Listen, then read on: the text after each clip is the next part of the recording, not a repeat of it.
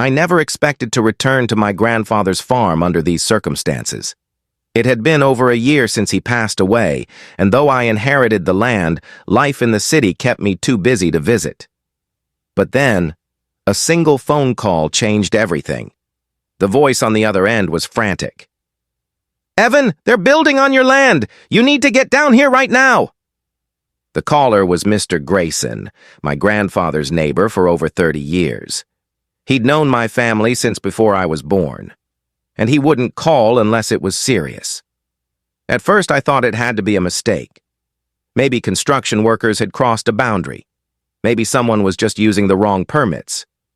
But then he said something that made my blood run cold. "They've put up a sign. They're calling it Whispering Pines Estates. The HOA is selling luxury homes on your farmland." I didn't even pack a bag. I grabbed my keys, jumped into my car, and started the 5-hour drive back to Meadow Creek, breaking every speed limit along the way. When I finally turned onto the dirt road leading to my grandfather's farmhouse, my stomach twisted.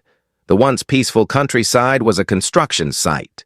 Massive yellow bulldozers roared through the fields, tearing into the land where my grandfather once grew corn and soybeans. Bright orange flags marked sections of the property like they'd already been divided into parcels.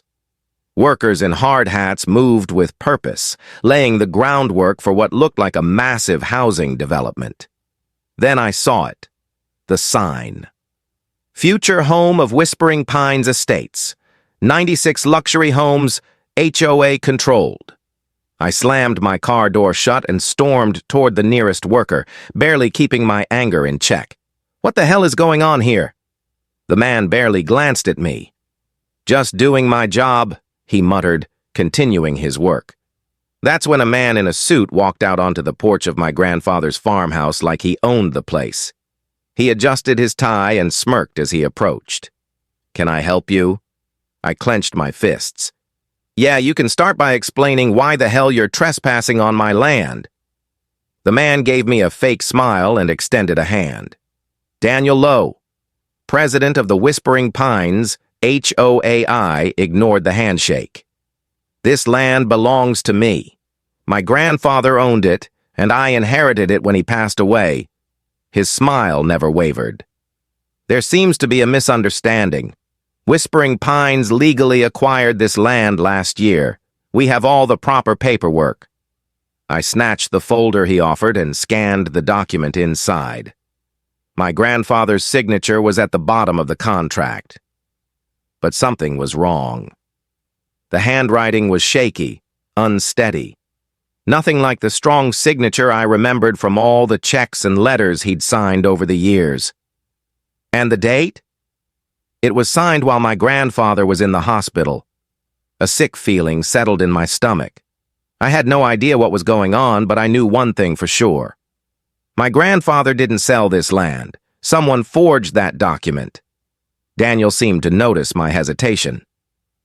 "If you have concerns, feel free to contact our legal department, but construction is moving forward, and we have no intention of stopping." He turned on his heel and walked away before I could respond. I stood there, staring at the paper in my hands, the weight of the situation settling over me like a boulder. This wasn't just a mistake. This was a scam. Someone had gone through the effort of faking my grandfather's signature to steal the land out from under us. I needed to find proof.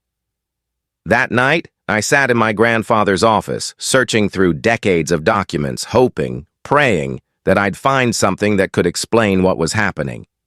His desk was just as he had left it.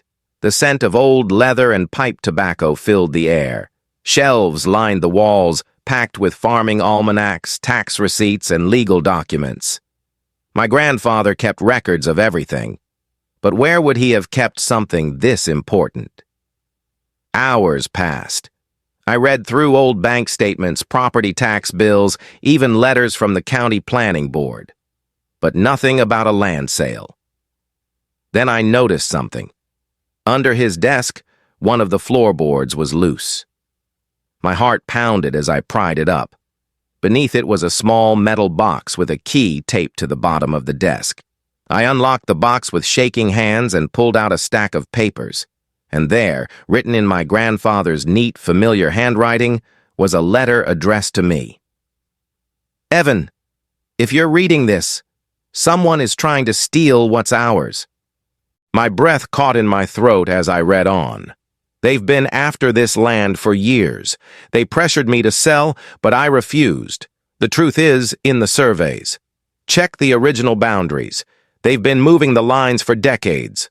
I dug through the rest of the documents.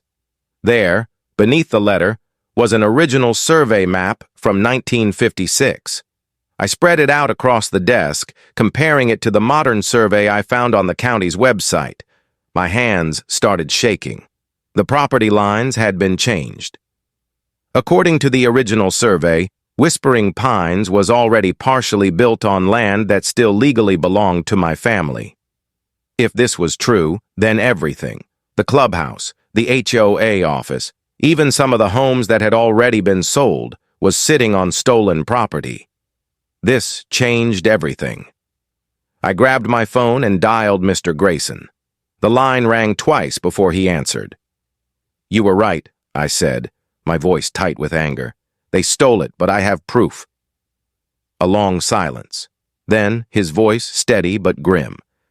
"Then you'd better watch your back, son. People like them, they don't play fair." I ended the call and sat in the silence of my grandfather's office. The clock on the wall ticked softly, the only sound in the room.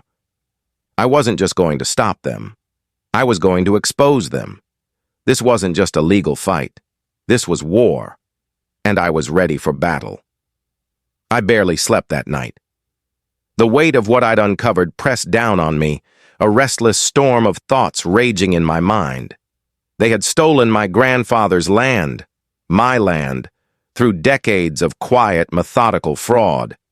And now they were bulldozing it, turning it into a playground for rich investors and HOA-controlled subdivisions. But I had something they didn't expect. Proof. As dawn broke, I loaded the original property surveys, my grandfather's letter, and the forged deed into a folder. I had one goal in mind: stopping them before it was too late. The first stop was the county records office. If I could prove the property lines had been illegally moved, I could freeze the development before they poured another slab of concrete. The records office was a small beige building tucked between a post office and a diner, the kind of place where time moved slower. As I walked in, the woman behind the desk barely glanced up from her crossword puzzle. "Morning," she mumbled. I placed my folder on the counter. "I need to review the land records for my grandfather's property." She sighed, pushing a logbook toward me. "Name?" "Joseph Carter." Her fingers clacked against the keyboard as she searched the database. Then she frowned. "There's multiple entries." That made my stomach twist. "Can I see them?" She hesitated. "You'll need to file a request." I leaned forward. "Listen, I think someone committed fraud. These records were changed illegally. If I can prove it, the development on my land has to stop." That got her attention. She typed something, then got up and disappeared into the back room. A few minutes later, she returned with a thick manila folder. She slid it across the counter. "Officially, I can't let you take these out of the building, but if I were you, I'd take a lot of pictures." I flipped through the papers, my heart pounding. The original deed from 1956, the revised deed from 1994, another from 2008, and the most recent, signed while my grandfather was in the hospital. I pulled out my phone and snapped dozens of pictures.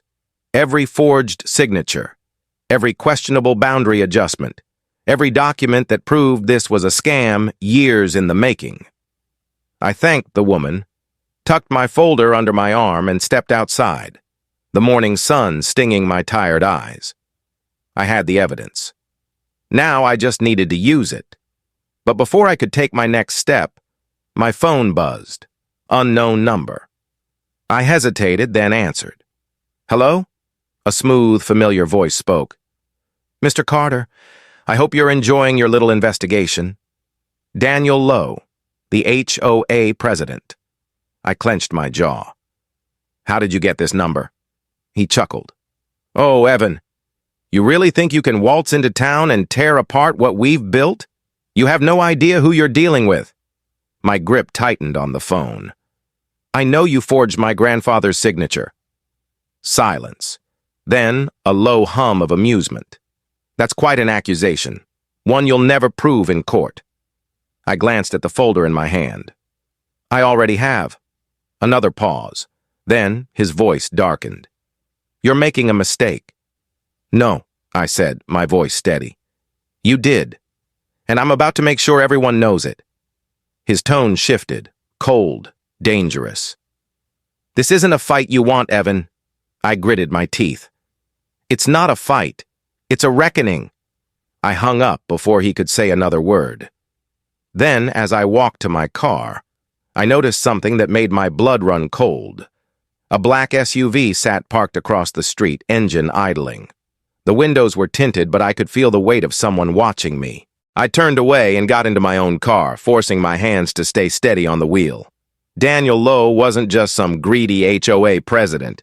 He was connected, powerful, and now he knew I was coming for him. But it was too late for him to stop me. I drove straight to my next destination, the office of Walter Greaves, an attorney who had fought and won against HOAs before. Walter's office was a cluttered mess of legal books, coffee cups, and stacks of paperwork. He was in his 60s, with wild gray hair and the permanent look of someone who had seen way too much. He gestured for me to sit.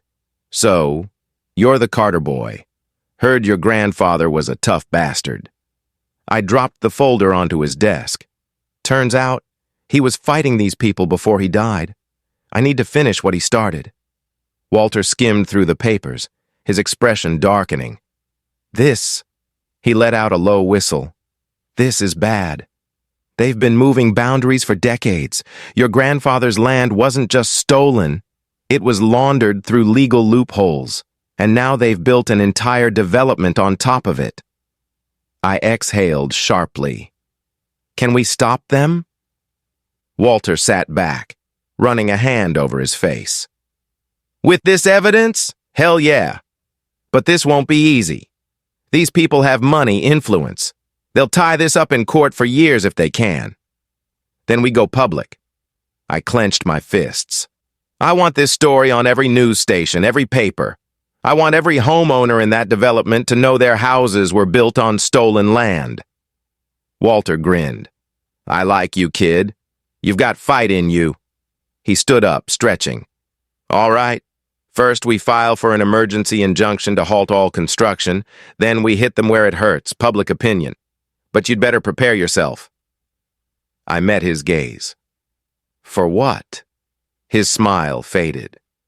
Retaliation. I knew he was right. Daniel Lowe and his HOA weren't going to roll over. If they were willing to forge legal documents, they were willing to do a lot worse to protect their investment. And as I stepped out of Walter's office, my phone buzzed again. Another unknown number. This time, I let it ring. Because now, the war had officially begun. I knew the retaliation was coming. What I didn't expect was just how fast it would hit me. The very next morning, as I stepped out onto my grandfather's porch with a cup of coffee, I saw something that made my stomach drop. A bright red notice was nailed to the front door. Code violation. This property is in violation of county standards. Failure to comply may result in fines and forced eviction. Eviction. On my own land. I yanked the paper down, my pulse hammering. It was signed by a county inspector, but I already knew who was behind it. Daniel Lowe. They were trying to push me out before I could stop them, but they had no idea who they were dealing with. I stormed back inside, grabbed my phone, and dialed Walter. They're moving fast, I said as soon as he picked up. He let out a low grunt. That was expected. What's the claim? Code violations. I read the notice out loud. They're saying my septic system is out of date, the house isn't up to fire code, and my driveway lacks proper zoning permits. Walter laughed. Jesus, they really went for the whole playbook, huh? It's all fake, right? Of course it's fake, but proving that will take time, and that's what they're trying to burn. You can't fight in court if you're too busy fighting to keep your house. I clenched my jaw. How do we beat them? He hesitated. You need leverage. Something that makes them back off before they can drown you in paperwork. I glanced at my grandfather's old office, where his hidden files were still spread across the desk. I think I have just the thing. I spent the next 4 hours digging. There had to be something in my grandfather's records, something bigger than just my stolen land. And then I found it, stuffed inside a dusty file labeled Pine Ridge 1986. I found a list of names. Daniel Lowe County Commissioner, James Withers Land Surveyor, Thomas Denton Planning Board Director Harold Finch. I flipped to the next page, a map. It was a blueprint of Pine Ridge before it was ever built, and at the bottom of the page, in my grandfather's handwriting, was a single note. Illegal wetland encroachment. Federal violation. If they ever try to expand, this will bring them down. My breath caught. He had known.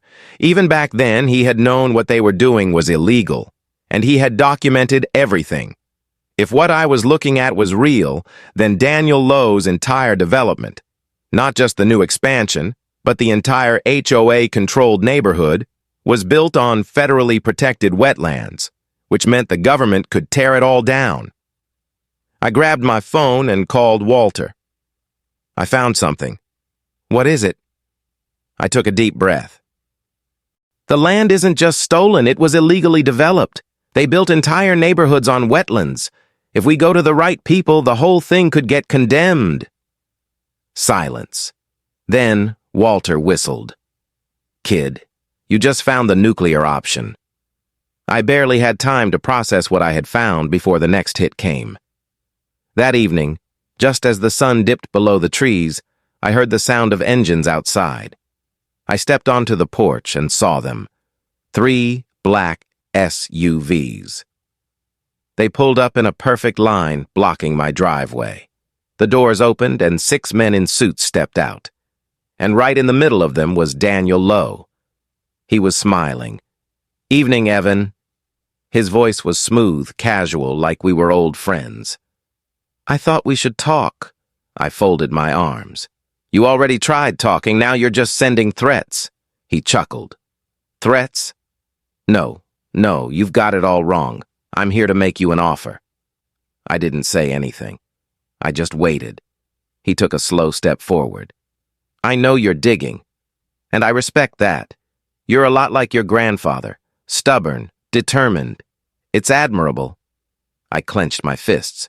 Don't talk about him. Daniel smirked. Fair enough. Then let's talk about you. You're in a tough spot, Evan. You don't have money. You don't have power. And the longer this drags out, the harder your life is going to get. He reached into his jacket and pulled out a white envelope. But I'm willing to fix that. I stared at it. What is that? A solution, he said simply. $500,000, cash. All you have to do is walk away. Sign over the disputed land, drop your ridiculous claims, and live a very comfortable life. I let out a slow breath. You're bribing me. I'm offering you freedom, he corrected. You think you can win this? You think some half-baked land records and an old man's notes are going to beat us? You're fighting a machine, Evan, a machine that will crush you. I stared at the envelope. $500,000. That was life-changing money. It would pay off my debts. Let me start fresh. I could walk away from this entire mess. I almost considered it. Then I remembered the look on my grandfather's face when he talked about the land. I remembered the letter he left me. If you're reading this, they're trying to take what's ours. Don't let them. I exhaled sharply, then looked back at Daniel, and I smiled. You seem nervous, I said. His jaw tightened. What? You wouldn't be here if you weren't scared, I continued. You think I'm just some kid you can buy off, but you know what I have. I took a step forward, closing the space between us. You're worried. Daniel's smile faltered. I tapped the envelope in his hand. Take your money. Go home, because I'm not going anywhere, and the next time we talk, it'll be in a courtroom. A long silence stretched between us. Then, finally, Daniel's expression hardened. He stuffed the envelope back into his jacket and turned toward his SUV. You just made the worst mistake of your life, Evan. I watched as they climbed into their cars and pulled away, their headlights disappearing down the road. Then I went inside, locked the door, and sat down at my grandfather's desk. I had just declared war on the HOA from hell, and I had no doubt that their next move was going to be even worse. But it didn't matter anymore. I had everything I needed to bring them down. I barely got a few hours of sleep that night. Every creak of the old farmhouse, every rustle of the wind outside put me on edge. Daniel Lowe wasn't bluffing. By the time the sun rose, I was already making phone calls. First, to Walter. They made their move, I said as soon as he answered. Lowe showed up at my house last night with a bribe. Walter let out a low whistle. How much? $500,000. Silence. Then, damn. That means they're scared. I told him to shove it. Walter chuckled. Good man. But that also means things are about to get ugly. You ready for that? I glanced out the window at the empty fields where bulldozers had once stood ready to erase my grandfather's legacy. More than ever. The first attack came later that morning. I was heading into town to meet with a surveyor when I noticed something odd. Every single street leading to my farm was blocked. Orange detour signs, temporary roadwork barriers. I pulled over and stepped out, only to be greeted by a man in a neon vest. Sorry, sir. Road's closed. County orders. What kind of road work? I asked, folding my arms. Routine maintenance. I narrowed my eyes. Bullshit. I drove through here yesterday and there wasn't a single sign. Who gave the order? The worker hesitated. And that's when I saw it. The HOA logo on the back of one of the temporary barriers. They weren't even pretending to hide it anymore. I clenched my fists. They were trying to isolate me. I could feel my pulse rising, my frustration boiling over, but I forced myself to stay calm. Getting angry wouldn't help. I pulled out my phone and took a picture of the barriers. Move these, I said, or I'll make sure every news station in the state hears about an HOA illegally blocking a public road. The worker looked nervous. Look, man, I just do what I'm told. Then tell whoever told you that they just started a war. It didn't stop there. When I finally made it into town, my bank account was frozen. I found out when I tried to pay for lunch at a local diner. The cashier swiped my card once, then twice. It says, transaction denied. I frowned. That's not possible. I pulled out my phone and checked my banking app. $0. My entire account had been wiped out. My stomach twisted. I immediately called my bank. This is Evan Carter. I need to know what the hell happened to my account. A pause. Then a hesitant reply. I'm sorry, Mr. Carter, but your account was flagged due to a pending lawsuit. The funds have been temporarily frozen per court order. I gritted my teeth. What lawsuit? The woman on the phone hesitated. It appears the Pine Ridge Homeowners Association has filed a financial damages claim against you. Of course they had. They wanted to starve me out. I hung up without another word and stormed out of the diner. I wasn't just mad anymore. I was furious. The next move was mine. I drove straight to the Meadow Creek Gazette, the local newspaper. I had spoken to their editor, Tanya Williams, once before, but now I needed her on my side. Her office was small, cluttered with stacks of old newspapers and coffee-stained notepads. She looked up as I walked in. Evan, she said, leaning back in her chair, I heard you were making waves. I dropped a thick folder onto her desk. You want a story? I have one. She raised an eyebrow, flipping open the file. As she scanned the fraudulent land records, the illegal development maps, and my grandfather's handwritten notes, her expression changed.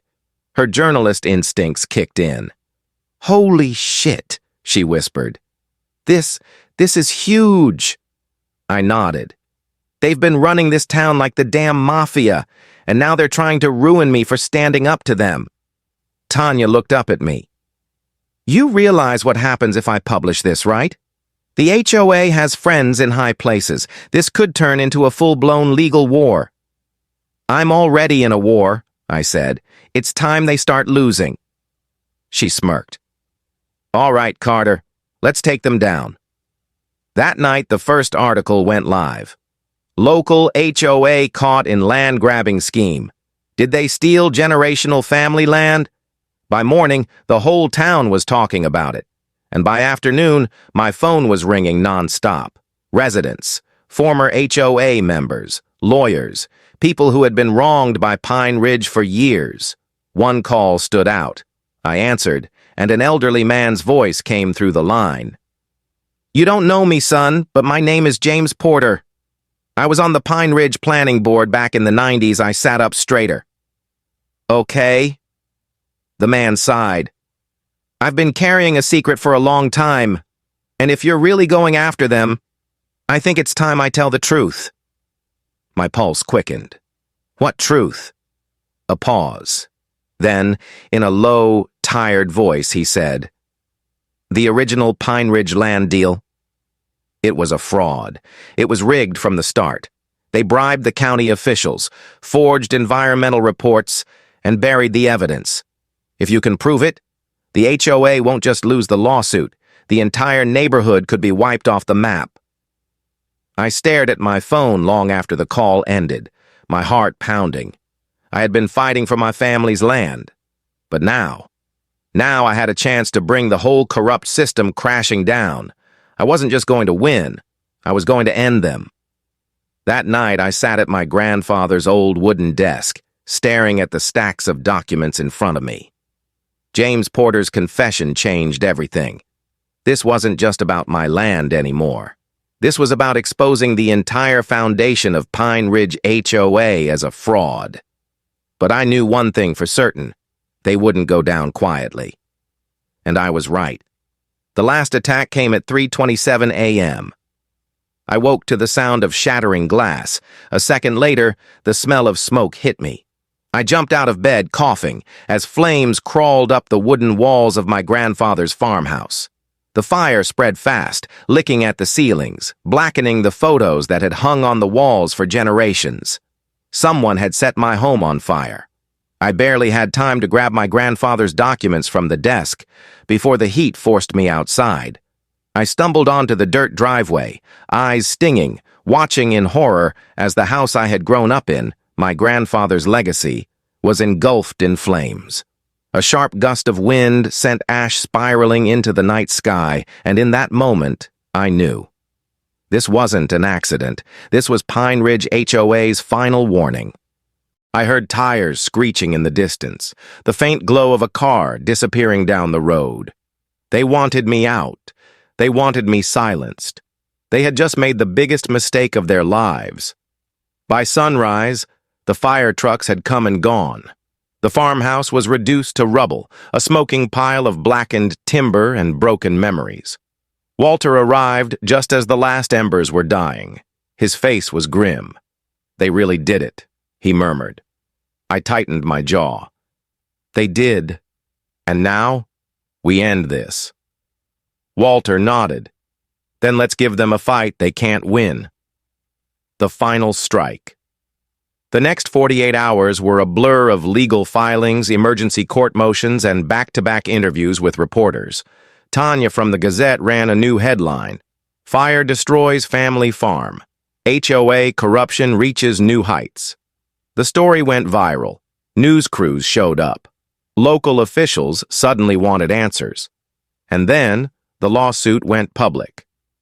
Walter filed a cease and desist order, immediately freezing all HOA activities. But the real bombshell came when James Porter came forward with everything: documents, bank records, internal memos. proof that Pine Ridge HOA had been built on stolen land, forged environmental reports, and decades of bribery. And just like that, their entire foundation crumbled. The courtroom showdown. 2 weeks later, I stood in front of a packed courtroom, facing Daniel Lowe, Diane Reynolds, and every corrupt board member of Pine Ridge HOA.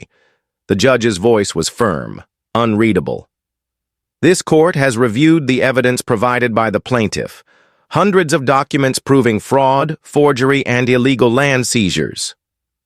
Lowe shifted uncomfortably in his chair. Diane's carefully curated composure was cracking. The judge continued. The original land survey confirms that the disputed property belongs to Mr. Evan Carter. Furthermore, the court finds that the Pine Ridge HOA and its board members engaged in deliberate fraud, illegal land development, and financial exploitation of homeowners. A murmur swept through the room. And then, I am ordering the immediate dissolution of Pine Ridge HOA. The courtroom erupted. Diane shot up. This is ridiculous. But the judge wasn't finished. All fraudulent property sales are hereby nullified. All homes built on illegally obtained land will be returned to the rightful owner.